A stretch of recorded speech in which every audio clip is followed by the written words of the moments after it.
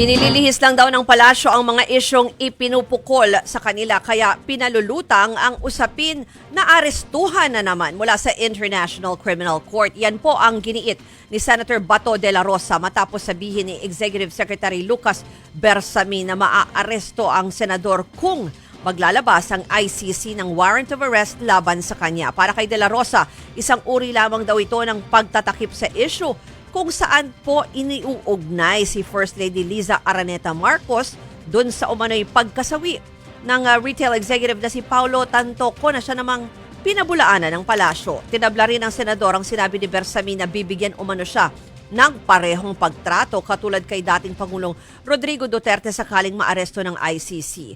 Buwelta ni De La Rosa, malaking pagkakamali ang ginawa ng administrasyon sa dating Pangulo pero malaya umano ang mga ito nang muling gumawa ng pagkakamali. Tumanggi naman ang senador na sagutin kung mayroon siyang ginagawang paghahanda sakaling maglabas ng arrest warrant laban sa kanya.